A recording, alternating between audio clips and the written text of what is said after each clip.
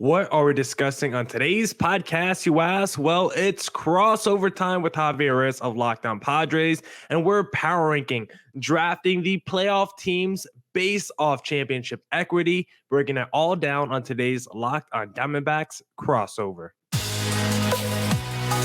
You are Locked On Diamondbacks, your daily Arizona Diamondbacks podcast, part of the Locked On Podcast Network, your team every day.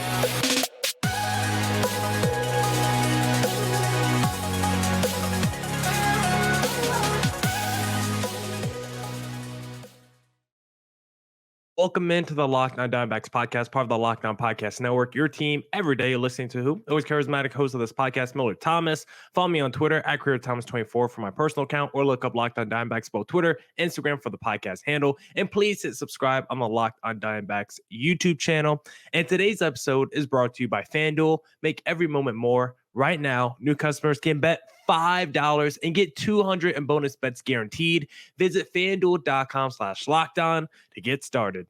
Now, without further ado, to power rank and draft the playoff teams that we think have the highest chance of making it and winning the World Series, we got to have our special guest, Javier Reyes of Locked On Padres, on the show today. How are you, sir? Oh, look at that hook. Ooh. Yes, sir. I'm doing great. I'm fired up. We're in the playoffs.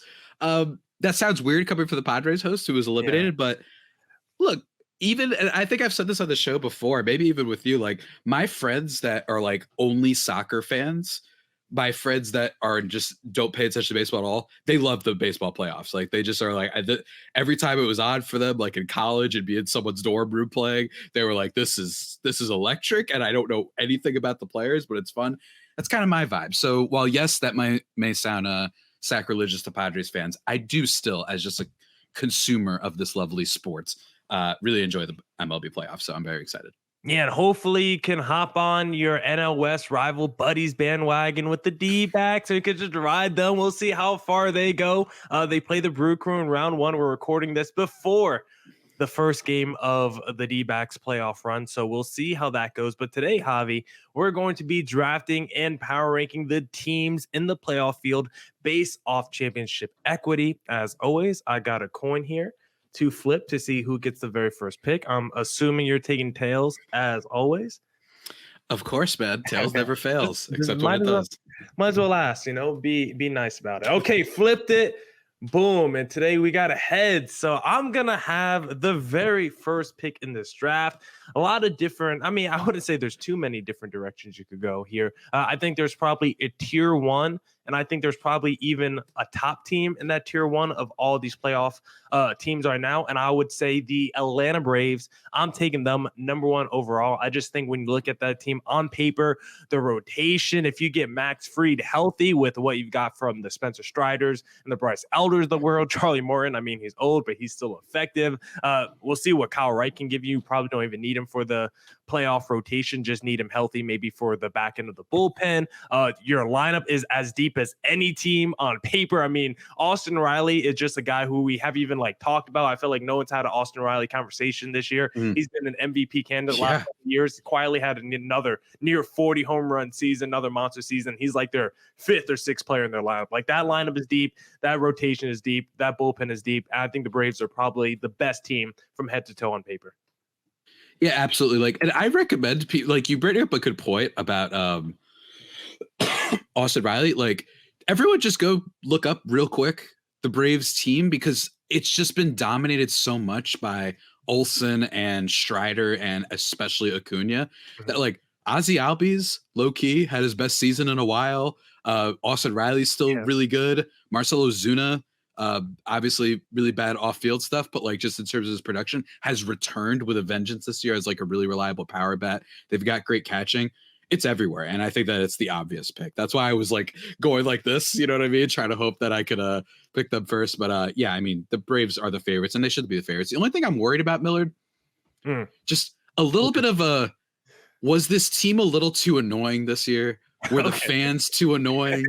You know what I mean? I don't mind that. You know what I mean? Because is it kind of oh, wow, and everyone's just going to roast them? Is it too good to be true? And then next year when they're worse, that's when they'll actually win. they did win, a couple years ago. So I just, there is a little bit of that vibe to it, but they do have a lot of winners on that team. So, it's not like they have a bunch of choke artists that are, not known for delivering the postseason. So it's the right pick. Yeah, definitely seeing their fan base be sensitive at times when it comes to the MVP discussions and stuff like that. Gets very analytical, gotta bring up the fan graph, the fan stats, everything like that. And like you said, Marcell Ozuna this season, 40 home runs, 100 RBIs, and 900 plus OPS. I mean, just a monster bounce back season for that guy after we thought, he might have been done the last couple of years. So who do you got with the number 2 pick, Javi?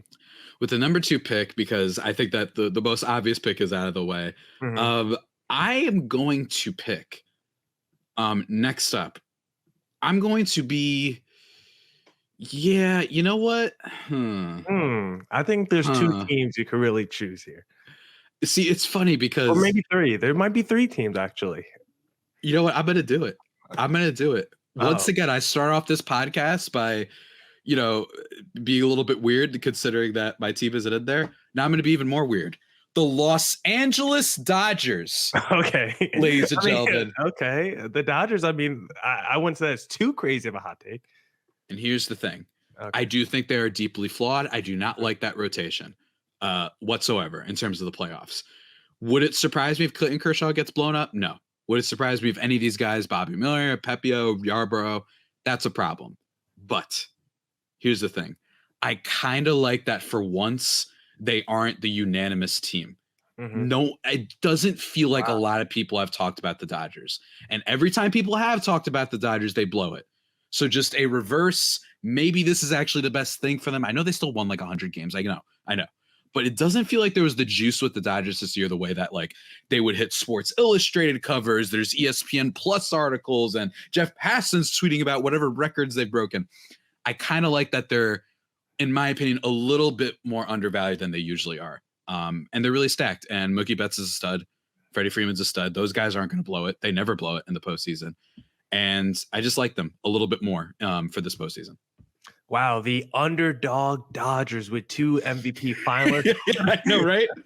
What a take. But it's not like I even really disagree with you, because this does feel like the most vulnerable Dodgers team that we might have seen in recent memory. It's not even too much with that lineup, because the lineup, they got great bounce back years from the JD Martinez's. They've unheralded Jason Hayward, where he's had his best season since like maybe his rookie season. Got some winners on there, man. Yeah, like Hayward and we just said JD Martinez. Like they've got some winning vibe to them instead of just good players. And I do think that there's a difference. I don't know. I'm feeling a little bit. So that lineup is still definitely deep. I think when you look at that pitching staff, really the rotation. You lost Julio Urias, you lost Tony Gonsolin, Walker Buehler hasn't been there the whole season. So I think this is probably the most. Even though this Dodgers team on paper is still super talented, super deep, and still super scary, I think it's probably the most vulnerable Dodgers team we've seen in the last few years. And even with that being said, you took them number 2 in this draft. I have them number 3 on my list. So we still think they're at the top when it comes to championship equity here.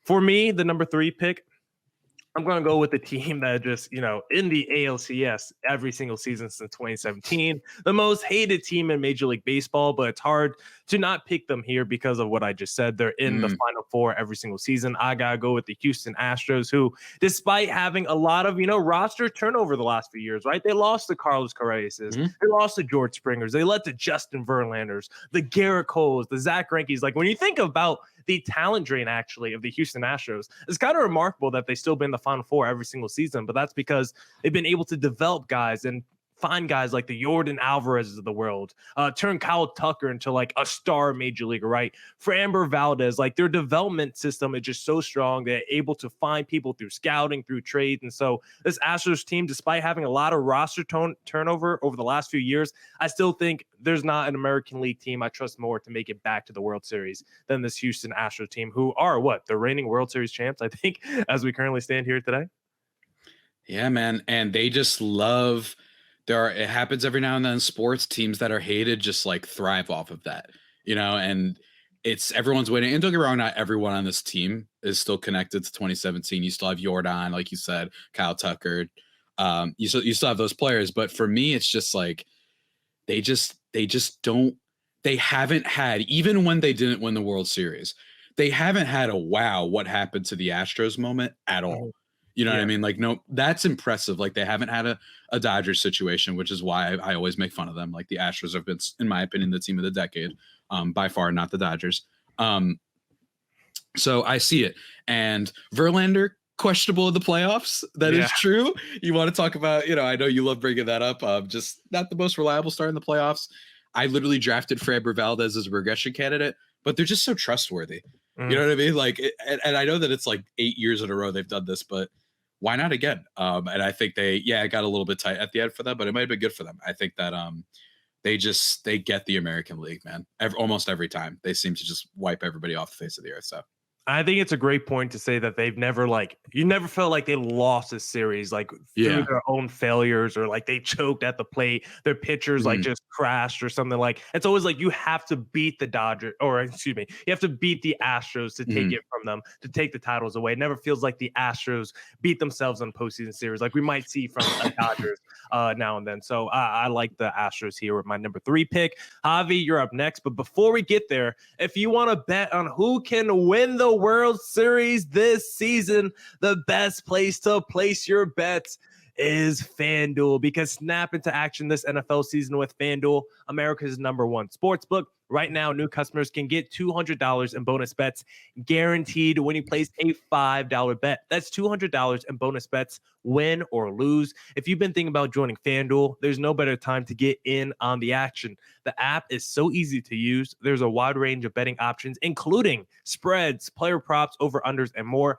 Best believe when Zach Allen's on the mound tomorrow, I'm taking the over on his innings, over on the strikeouts, D-backs money line, and even give me a little Corbin Carroll RBI, please. So visit FanDuel.com/lockedon and kick off the NFL season. FanDuel, official partner of the NFL. Visit FanDuel.com today. And don't forget to catch every D-backs and Padres pitch on their hometown broadcast when you download the Sirius XM app and search up Diamondbacks. All right, Javi, let's get back into our little draft. So far, 1, 2, and 3. Braves #1 to me, Dodgers #2 to you. And then I just took the Astros #3. Who you got at 4? Again, picking a team that goes against my nature in a lot of ways. I'm going with the team that, in my opinion, has the second worst fan base in general in all of sports. Boston, obviously, being #1. Duh. Okay. Look, duh. My pick is going to be the Philadelphia Phillies. I like it. A team that is unfortunately filled with a lot of likable, chaotic energy, with Nick Castellanos, obviously, Bryce Harper literally having his gallbladder practically explode in rage is what it looked like happened to him when he got ejected last week. So all of that. And we might have lost Javi, y'all. Hold on. Is he back? Hold on. Let's wait a second. Okay, we got Javi back on the stream. Some technical difficulties, but I think you were talking about something with gallbladder problems and Bryce Harper. Yeah. Look, it was a bad comp to make. He just lost his mind for a second. Obviously, last week that was a hilarious ejection. Although rightfully lost his mind. I do not understand how Angel Hernandez keep letting him get away with this. My other thing about the Phillies is I still kind of like their rotation, and I know that Nola's been bad, but there would be nothing more chaotic with his every other year thing than for him to have his every other year, but then be good in the postseason. Zach Wheeler's really good. And I just kind of like Taijuan Walker and Ranger Suarez as guys to fill the back end. And they're just the type of team that goes crazy in the playoffs. I mean, they did it last year. And I think that they have this is mean, but I think they have a fairly soft first round matchup. The Marlins do have a team of destiny vibe to it, but if you score 4 runs on them, are you confident that as long as you just have Wheeler out there, he's going to be able to shut them down, in my opinion? And same thing for guys like Sir Anthony Dominguez, Gregory Soto. There'll be enough in the bullpen. And I feel like they have that it. I think they have the dog in them with some of those guys. Castellanos randomly being good last year in the postseason with his defense. Trey Turner being on fire to end the season, just one of the great second halves we've seen in a long time. There's a good vibe with this team. And I think if they beat the Marlins, in my opinion, a fairly soft matchup for them, then they're not going to be scared of the Braves. You know what I mean? They're not going to be scared of that team at all. They just wiped them off the face of the earth last year. So that's my pick. I love this Phillies team. So far, the top four in our draft is exactly how I have it on my paper. I mean, this Phillies team, I think you could really make the argument of all the playoff teams. They might have like the second scariest lineup after the Atlanta Braves because of the power and speed combination with the Schwarbers of the world. You still got Bryce Harper there. Then you got the Trey Turners and the Bryson Stotts that can add a little speed. Like they're 1 through 9 to just overall really deep. Like you said, Aaron Nola in an odd year, you just never know what you're going to get. But if he heats up in the postseason, what is Zach Wheeler? Last year, the bullpen was a big question mark. I think it's still a little bit of a question mark this year, but last year he heated up right as the postseason, got underway. So maybe their bullpen could heat up once again. And that offense, I just think, can explode at any time. I think that's the scariest part of that Phillies team. I just think they could be an offense that just scores 6-7 runs a game, and maybe they don't need their pitchers to even be that great. So I love the Phillies there. And number 4 to you, Javi. Number 5 for me, though, I think this is where you could really start getting controversial. I think that top 4 was kind of locked in. I think the top 3 was a tier 1. I kind of have the Phillies maybe on their own tier and a tier 2, considering they're the runner-up from last year. Number 5, I think, is where I start getting a little controversial. I'm going with the team that people might not have even had as a postseason team before the season started because they absolutely hated their massive signing of Jacob deGrom this past offseason. Oh, man. I look at that lineup, Javi, the Simeons, the Corey Seagers, the Garcias, you got the Josh Youngs. I know you're not going to have deGrom and Scherzer. That is massive for the Texas Rangers in the playoffs. But Jordan Montgomery, I mean, we're recording this as the game's going on. He's looked pretty good today. We've seen Nathan Eovaldi be a big game pitcher. Like, I think they have enough from their pitching staff with how good their lineup is. I kind of like the Texas Rangers. Maybe that's a little controversial considering you got better teams in terms of on paper behind them, but I kind of like the Rangers here as the number 5 spot. I feel bad for the Rangers almost. It's a team that's spent, which is something that Major League Baseball teams, the trend has not been going in that direction. They've had a lot of injuries, but they basically were the team more or less all year, except for the last month when injuries started bombarding them with Scherzer. deGrom was earlier, but you get my point. They even lost John Gray for a little bit. But hey, Braves a few years back, when they won the World Series, they lost Acuna. They lost all their guys, and they kept to it, and they still added a couple of pieces to help them out. And like you said, their lineup is really good. They have a you can get in on it while the stock isn't high vibe for the Braves. They're on the downtrend right now, but they might shoot right back up. So I see it, and hey, the Rays, they have their own history with postseason failure. So in my opinion, I think that was going to be my next pick. So I'm mad at you. Oh, really? Okay. Wow. Yeah. Okay. I didn't that was think going to be my pick. Yeah. And I will say the bullpen is a major concern of the Rangers if you got Chapman closing games for you in the postseason. But I don't feel that bad of a pick now, considering you're going to pick them next. So I kind of feel validated knowing the smart man Javier Reyes is going to pick them next. So who do you have at number 6 then, Javi? I'm going weird, as I always do. They've got a Puerto Rican, so that's what I'm doing. And they have the bust, the guy who's been, if not for some other players that have been heinous. I mean, we drafted the Astros, Jose Brea being one. Carlos Correa of the Minnesota Twins. I have to root for my brethren. He made a nice play in game 1 the other day.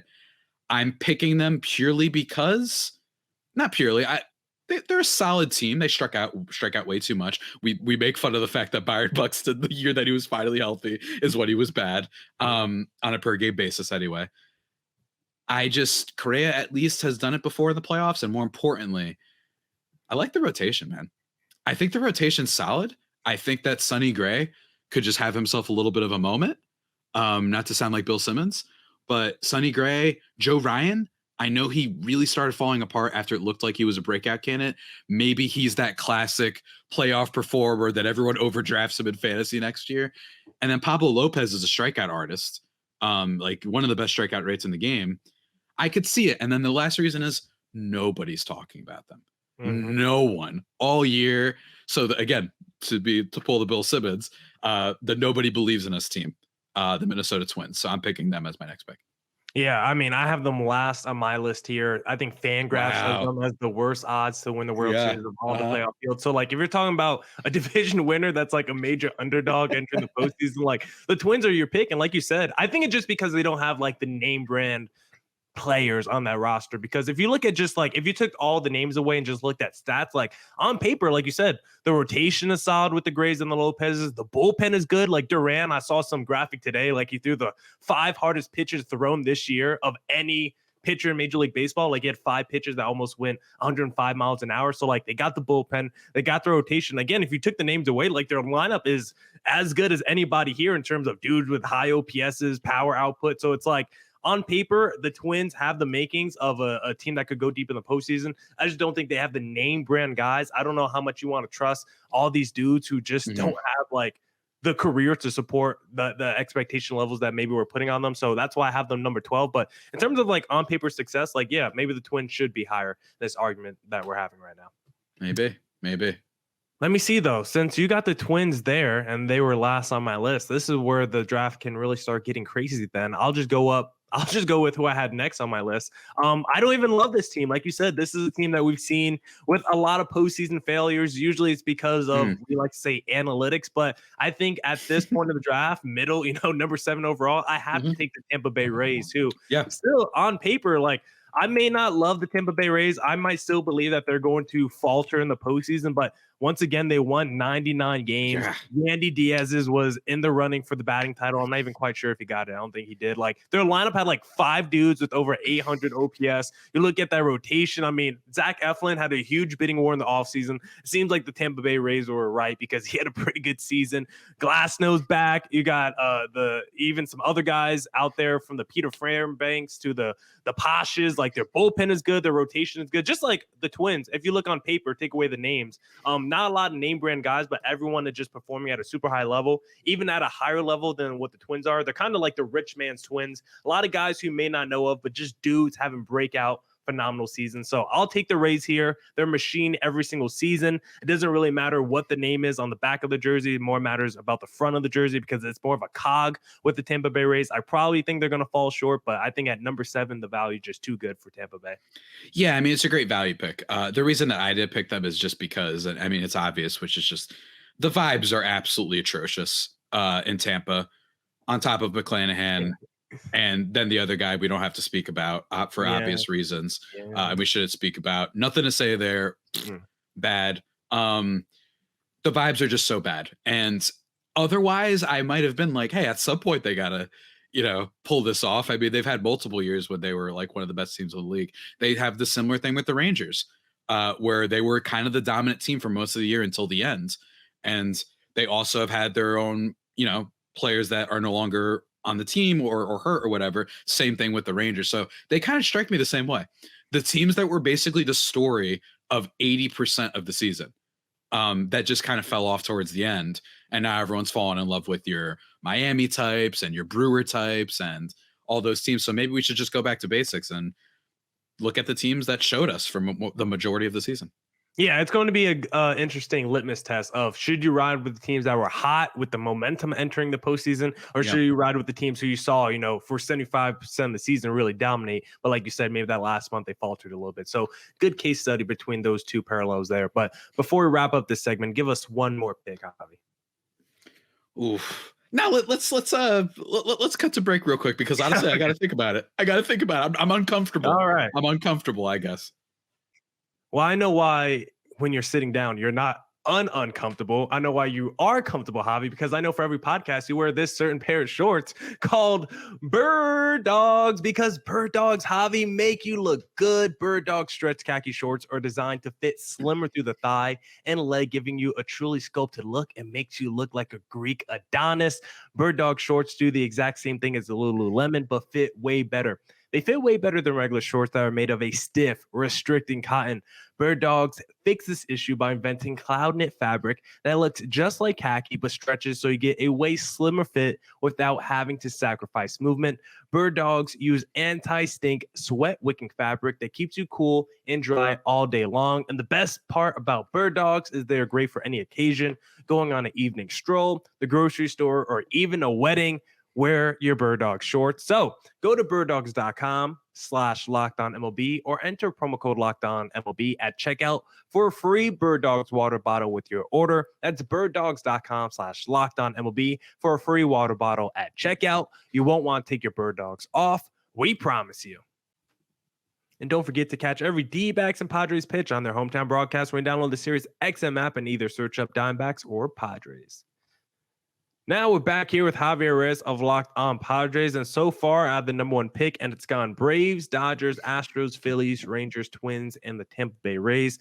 Number 8, and on the clock, Javier Reyes. I'm picking the team that I'm rooting for now in the postseason. Out of all the teams, Philly, I mentioned, unfortunately, their players are a good vibe. I'm not taking your team. Wow. Because honestly, I'm going to be nice. I'm in a good mood, man. I want you to take your team. If we're being honest, I want you to give your soliloquy, wax poetic on your own team. I'm picking the Miami Marlins. Okay. And while, look, on top of just Reyes being so fun, right? Like, this is a guy that is the counterculture oddball to what we get in baseball these days. All these singles, hitting it all over the place, and a hitter that I actually think might be really amazing as a playoff guy. Just knowing that you're going to have this guy who is probably going to get on base twice a game, I think that might be like amazing for the playoffs, specifically. Maybe not the full course of the season, but that's another story. The pitching's there's some problems there, but you add Jake Berger, you have Josh Bell, former Padre. They haven't been in the postseason like forever.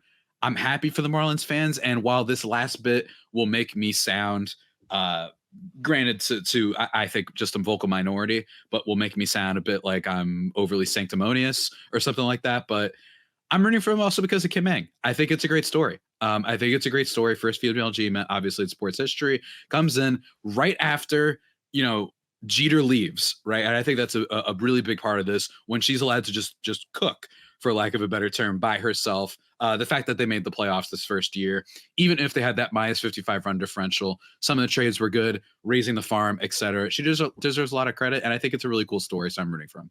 Yeah, I've said Kim should be the executive of the year. I mean, you look at the Marlins the last few years, they made the playoffs one time under Don Mattingly. That was during the 2020 COVID shortened season. They were 2 games above 500. So it's not even like they romped their way to a playoff that season. Never won 80 games under Don Mattingly. Kim fires him, brings in her own manager. And after one single season, they win 80 plus games for the first time in like 8 years. They make it to the postseason in a real regular season. And I think she crushed the deadline. Like you said, the Bells, the Burgers, like I say on every podcast, no idea who Burger was pre-deadline. The dude is going to have near 40 home runs and have himself a fantastic season and get paid here pretty soon. So I like this Marlins team a lot. I just think the only thing holding them back, lack of experience. Like I think this team is pretty loaded with talent. I just think they're raw, and I think that could just bite them, especially going against, like you said, a Philadelphia Phillies team who's the reigning World Series runner-up. I just think they're going to be pretty loaded in that playoff series. So I like the Marlins here at number 8. I'm not mad at it at all. I had them listed at number 9 on my little spreadsheet here. So we're kind of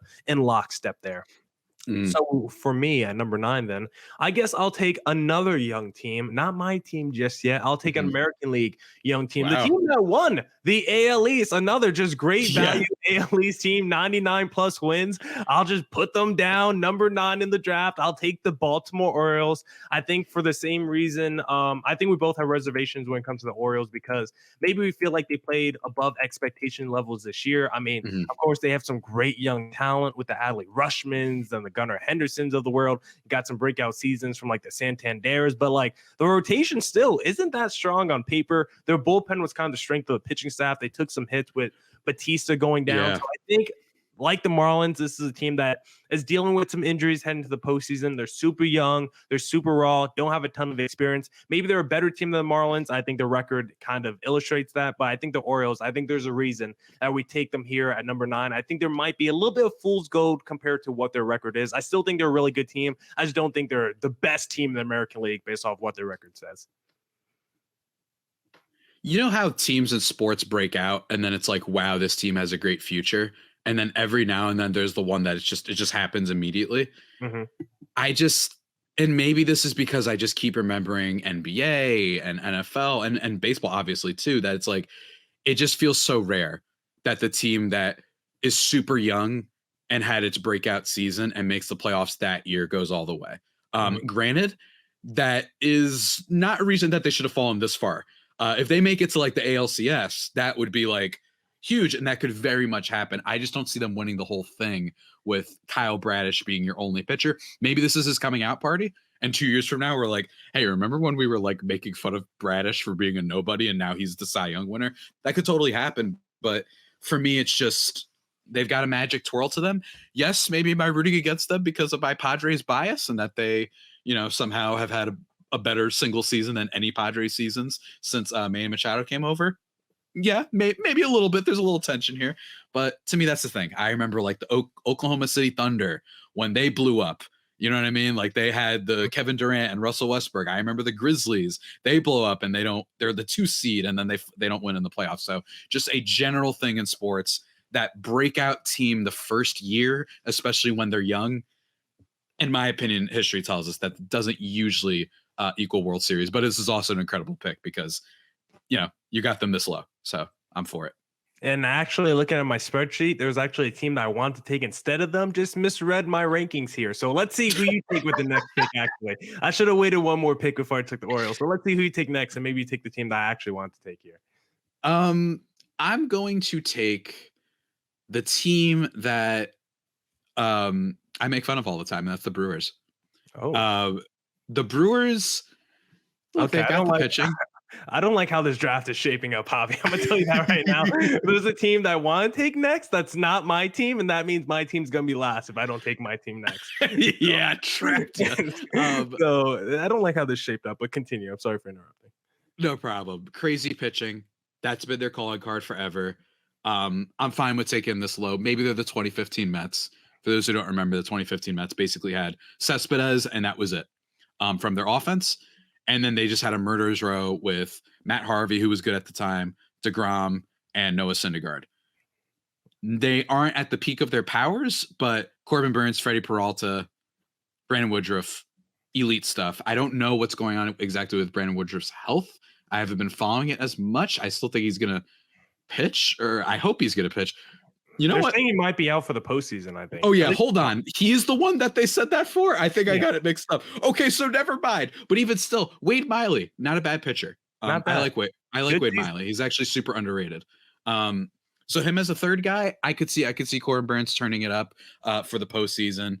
But again, that's just me. I don't love their lineup, but just a team that's super pitching heavy that you can rely on their starting pitching.